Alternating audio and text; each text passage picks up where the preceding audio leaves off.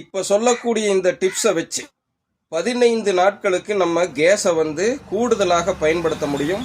So நம்முடைய 13 வருட ஆராய்ச்சியில் நாங்கள் பலன் பெற்றுட்டு தான் அவங்க முன்னாடி வைக்கிறோம். 2 பேர் எங்கள் வீட்டில் இருக்கிறோம்.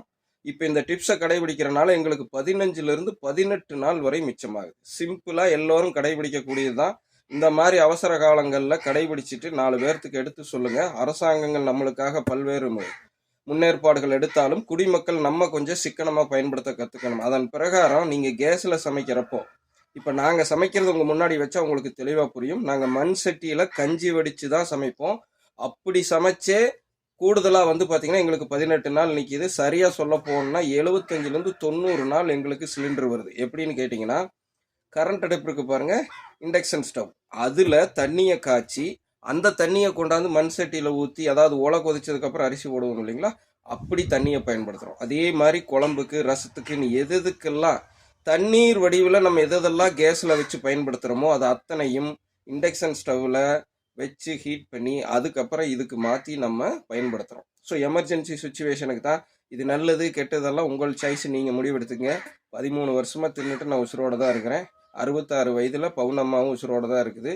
சுகர் இல்லை, ப்ரெஷர் இல்லை, ஒபிசிட்டி இல்லை. எங்களுடைய ஆக்டிவிட்டீஸ் எல்லாம் எப்படி இருக்குன்னு உங்களுக்கே தெரியும்.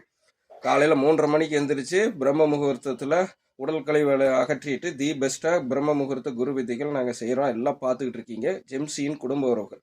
புதியவர்கள் யாராவது இப்போ தான் இந்த காணொலியை பார்க்க நேரிட்டா, இந்த இண்டக்ஷன் ஸ்டவ்னு சொல்லக்கூடிய இந்த கரண்ட் அடுப்பில் என்னென்ன சமைக்க முடியும்னு கடந்த 9 வருடங்களுக்கு மேலே உங்களுக்கு ஆதாரமாக வச்சுருக்கிறோம். ஷார்ட்ஸு, சப்பாத்தி, பரோட்டா, இட்லி, இன்னும் பார்த்திங்கன்னா சாப்பாடு, எண்ணெயில் பொரிக்கிற ஐட்டங்கள் கூட அதில் நாங்கள் செய்திருக்கிறோம். சாதாரண பேசிக் வெர்ஷன் அடுப்பை வச்சே நீங்கள் உடனே இதுக்கு தகுந்த மாதிரி மண் சட்டி வைக்கிறதுக்கு தகுந்த மாதிரி அந்த ரிங் இருக்கிற அடுப்புன்னு நினச்சிடாதீங்க. சாதாரணமாக இருக்கக்கூடிய 1500 ரூபா, 1700 ரூபாய்க்கு இருக்கக்கூடிய லோக்கல் கம்பெனி அடுப்பை வச்சே நாங்கள் இதை செய்துட்ருக்கோங்கிறத தெளிவாக மனசில் வச்சுக்கோங்க.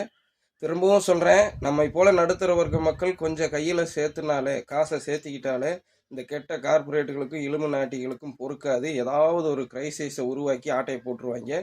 இதில் நம்ம ஆட்டையை போடுறதுலேருந்து தப்பிக்கணும். ஏன்னா இப்போவே 60 ரூபா ஒரு சிலிண்டருக்கு ஆட்டையை போட்டாங்க நம்மக்கிட்ட. ஸோ மேற்கொண்டு இனி அடுத்தது பெட்ரோல் டீசல் எல்லாம் ஏறுமா என்ன ஏதுன்னு தெரியாது. இதே நிலை நீடித்தா யார் அரசாங்கத்தில் இருந்தாலும் கட்டுப்படுத்துறது கஷ்டம். ஏன்னா நாட்டாம நாட்டு கையில் தான் இருக்குது அது அத்தனையும். ஸோ ஒரு நல்ல குடிமகனாக நம்ம பாரத தேசத்தை, இந்திய தேசத்தை, இன்னும் ஒன்றியத்துக்கு நம்ம செய்ய வேண்டிய சப்போர்ட் என்னங்க, எந்த பாஷையில் சொல்கிறேன்னு உங்களுக்கு புரியும். எல்லோரும் ஒன்றிணைந்து இந்த சிக்கனத்தை கடைபிடிச்சா இந்த கிரைசிஸ்லேருந்து ஈஸியாக மீண்டு வரலாம். ஸோ தவறாமல் கடைபிடிங்க. இன்னும் தொடர்ந்து வைக்கிறேன் எங்களோட ஆராய்ச்சி தகவலை. நான் உங்கள் ஜெம்சி குரு, உங்கள் பவுனம்மாவோட.